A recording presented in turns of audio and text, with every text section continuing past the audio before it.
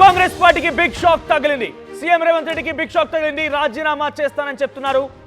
మల్రెడ్డి రంగారెడ్డి ఈ విషయాన్ని ప్రకటించారు. సాయంత్రం 5 గంటలకి మల్రెడ్డి రంగారెడ్డి కీలక ప్రెస్ మీట్ ఉండబోతోంది. గతంలోనూ మంత్రి పదవి ఇవ్వకపోతే రాజీనామా చేస్తానని చెప్పి ప్రకటించారు ఆయన. తాజా పరిణామాలతో మరింతగా ఈ అనుమానాలు బలపడుతున్నాయి. సో రంగారెడ్డి జిల్లా నుంచి ఎవరికి అవకాశం లేదు, తానే సీనియర్ని కాబట్టి మల్రెడ్డి రంగారెడ్డిగా నేను మంత్రి పదవిలో తప్పకుండా ఉంటానటువంటి ఒక ఆశాభావాన్ని వ్యక్తం చేశారు. ఒకవేళ కనుక నా కమ్యూనిటీ, నా సామాజిక వర్గం మీకు ఇబ్బంది అనిపిస్తే నేను రాజీనామా చేసి ఒక దళితుడిని నా స్థానంలో పోటీ చేయించి నిలబెడతాను, ఆయన గెలిస్తే ఆయనకు మంత్రి పదవి ఇస్తారా అనేటువంటి ఒక క్వశ్చన్ని కూడా ఆయన రేజ్ చేశారు. పెద్ద ఎత్తున ప్రస్తుతం ఈ అనుమానాలకి మరింతగా బలం చేకూరుస్తుంది. మల్రెడ్డి రంగారెడ్డి సాయంత్రం 5 గంటలకు ప్రెస్ మీట్ కాల్ఫర్ చేశారంటేనే రాజీనామాకి సిద్ధమైనట్టుగా తెలుస్తోంది. ప్రస్తుతానికి కాంగ్రెస్ పార్టీ దగ్గర అధికారికంగా తమ పార్టీ వాళ్ళు గెలిచినటువంటి సంఖ్య 64, సిపిఐతో కలిసి 65, కూటమిలో భాగంగా 65 ఉన్నాయి. ఆ తర్వాత మరికొంతమంది 10 మంది ఎమ్మెల్యేలు కాంగ్రెస్ పార్టీలో కండువా కప్పుకున్నారు. సో ఇప్పుడు కనుక మల్రెడ్డి రంగారెడ్డి రాజీనామా చేస్తే డెఫినెట్గా కాంగ్రెస్ పార్టీ ప్రభుత్వం పైన తీవ్రమైనటువంటి ప్రభావం చూపించే అవకాశం కనబడుతోంది. ఎస్, మరిన్ని అప్డేట్స్తో మధు లైవ్లో సిద్ధంగా ఉన్నారు. ఎస్ మధు, మల్రెడ్డి రంగారెడ్డి జిల్లాలో నుంచి కాంగ్రెస్ పార్టీకి సీనియర్ కార్యకర్తగా పెద్ద ఎత్తున ఆయన పనిచేస్తూ వచ్చారు.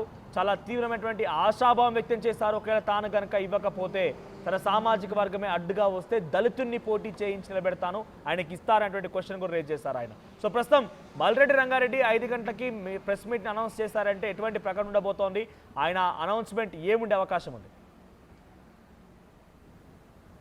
ఎగ్జాక్ట్ గతంలో స్టేట్మెంట్ చేశారు నిజంగానే. మరి మాట మీద మల్రెడ్డి రంగారెడ్డి నిలబడబోతున్నారా అనేటువంటి చర్చ కాంగ్రెస్ పార్టీలో కొనసాగుతోంది. మంత్రివర్గంలో అవకాశం దక్కకుంటే ఇది నా కోసం అడగట్లేదు, నా నియోజకవర్గ ప్రజల కోసం, ఇబ్రహీంపట్నం ప్రజల కోసం అడుగుతా ఉన్నాను, నా ప్రాంత అభివృద్ధి కోసం అడుగుతా ఉన్నానటువంటి స్టేట్మెంట్ చేశారు.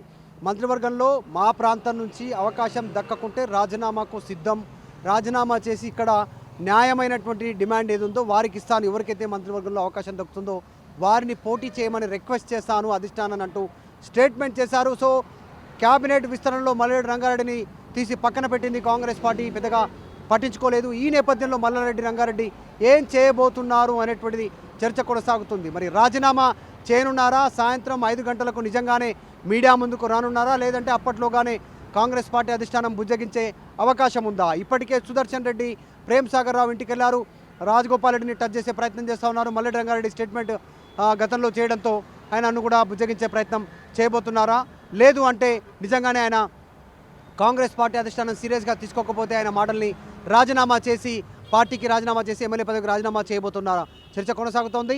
మల్రెడ్డి రంగారెడ్డి టికెట్ ఆశిస్తున్నారు. ఉమ్మడి రంగారెడ్డి జిల్లా నుంచి, ఇబ్రహీంపట్నం నుంచి గెలిచినటువంటి ఎమ్మెల్యే. సో నాకు అవకాశం దక్కాలి అనేటువంటి డిమాండ్ని తెరపైకి తెస్తూ ఉన్నారు. కాకపోతే అధిష్టానం పెద్దగా సీరియస్ తీసుకోవట్లేదు మల్రెడ్డి రంగారెడ్డిని మొదటి నుంచి కూడా. ఆయన ఎన్నిసార్లు మాట్లాడినా ప్రస్తావన తీసుకోలేదు. మొన్నటికి మొన్న మాదిగ ఎమ్మెల్యేలంతా యూనిటీ అయి మాకు ఇవ్వాలి అంటే వారికి ఇచ్చారు. మాల సామాజిక వర్గం నుంచి డిప్యూటీ సీఎం ఉన్నారు, ఆల్రెడీ విద్యుత్ శాఖ మంత్రి, ఫైనాన్స్ చేస్తూ ఉన్నారు బట్టి విక్రమార్క ఉన్నా వివేక్కి అదే మాల సామాజిక వర్గం నుంచి అవకాశం దక్కింది. అదే మాల సామాజిక వర్గం నుంచి స్పీకర్గా కూడా గడ్డం ప్రసాద్ కుమార్ ఉన్నారు. ఇన్ని ఉన్నటువంటి నేపథ్యంలో మల్రెడ్డి రంగారెడ్డి ప్రతిపాదనని కాంగ్రెస్ పార్టీ ఎందుకు సీరియస్గా తీసుకోవట్లేదు, రీజన్ ఏంటి అనేటువంటిది కాంగ్రెస్ పార్టీలో చర్చ కొనసాగుతుంది. గతంలో చేసిన వ్యాఖ్యలకు అనుగుణంగా ఆయన నిలబడి రాజీనామా చేయనున్నారు అనేటువంటి చర్చ ఊపందుకుంది. మల్రెడ్డి రంగారెడ్డి ఏం చేయబోతున్నారు అనేటువంటిది కొద్ది గంటల్లో తెలిపోయే అవకాశం ఉంది. రైట్, మరి అంటే వరుసగా అటు రాజగోపాల్ రెడ్డి, ప్రేమ్ సాగర్ రావు, సుదర్శన్ రెడ్డి, మల్రెడ్డి రంగారెడ్డి అందరూ కూడా పెద్ద ఎత్తున ఆశాభావం వ్యక్తం చేసిన వారంతా కూడా దాదాపుగా రాజీనామా వరకు సిద్ధమయ్యారంటే ప్రస్తుతం మల్రెడ్డి రంగారెడ్డి విషయంలో ఎంత సీరియస్గా తీసుకునే అవకాశం ఉంది? ఇప్పుడు ఆల్రెడీ అటు మీరు అంటున్నట్టుగా ప్రేమ్ సాగర్ రావు బుజ్జగించడం కోసం, రాజగోపాల్ బుజ్జగించడం కోసం, సుదర్శన్ రెడ్డి బుజ్జగించడం కోసం ప్రత్యేక బృందాలు రంగంలోకి దిగాయి.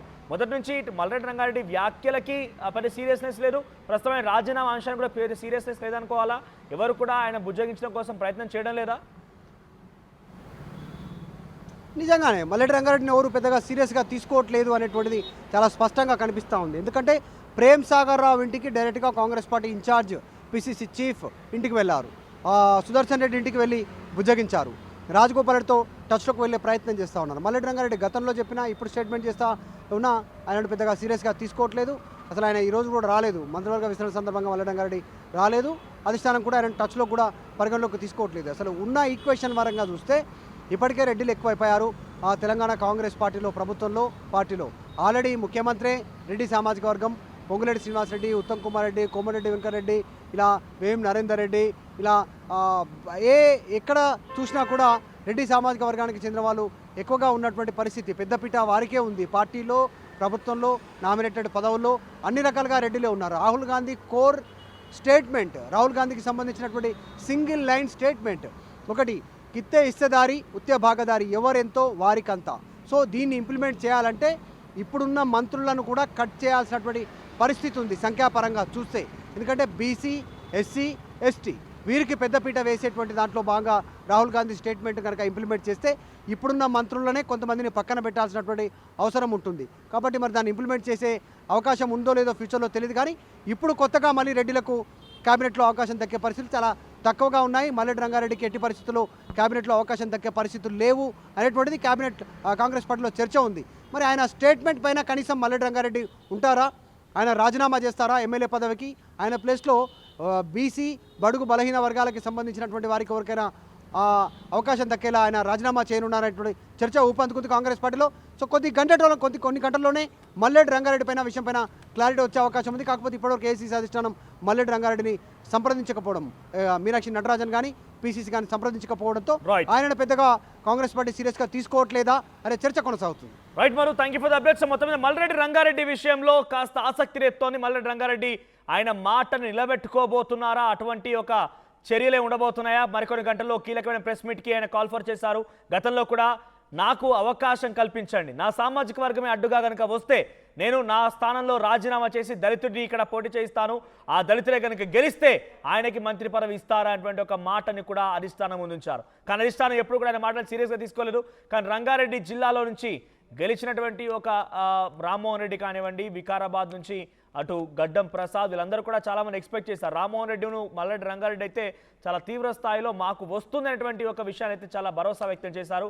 ముఖ్యంగా మల్లెడ్డి రంగారెడ్డి కూడా గతంలో రాజీనామా చేస్తానని కూడా ఒక హెచ్చరిక కూడా జారీ చేశారు. ఈ నేపథ్యంలోనే మల్లెడ్డి రంగారెడ్డి సాయంత్రం 5 గంటలకి ప్రెస్ మీట్కి క్వాలిఫర్ చేశారు అని అంటే నిజంగా ఆ ప్రకటన చేయబోతున్నారా, మాటను నిలబెట్టుకోబోతున్నారా, మాటను ఇంప్లిమెంట్ చేయబోతున్నారా అనేటువంటి ఒక ఆసక్తి అయితే రేపుతోంది. ఒకసారి గతంలో మల్లెడ్డి రంగారెడ్డి ఏం మాట్లాడారో చూద్దాం.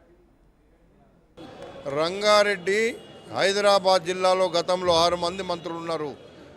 జనాభా ప్రతిపాదికన ఇవ్వమని అడుగుతున్నాం.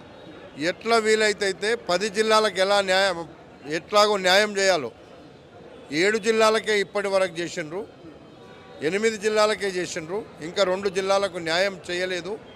ఇక్కడ రంగారెడ్డి హైదరాబాదులో న్యాయం జరగలేదు కాబట్టి న్యాయం చేయమని చెప్పినాం. రంగారెడ్డి హైదరాబాద్ జిల్లాలో గతంలో 6 మంది మంత్రులు ఉన్నారు. జనాభా ప్రతిపాదికన ఇవ్వమని అడుగుతున్నాం. ఎట్లా వీలైతే 10 జిల్లాలకు ఎట్లాగో న్యాయం చేయాలో 7 జిల్లాలకే ఇప్పటి వరకు చేసిండ్రు, 8 జిల్లాలకే చేసిండ్రు, ఇంకా 2 జిల్లాలకు న్యాయం చేయలేదు. ఇక్కడ రంగారెడ్డి హైదరాబాదులో న్యాయం జరగలేదు కాబట్టి న్యాయం చేయమని చెప్పినాం. ప్రపంచంలో ఏ మూల ఏ క్షణం ఏం జరుగుతుందో వేగంగా తెలుసుకోవడానికి తొలి వెలుగు వాట్సాప్ ఛానల్ని ఫాలో చేయండి.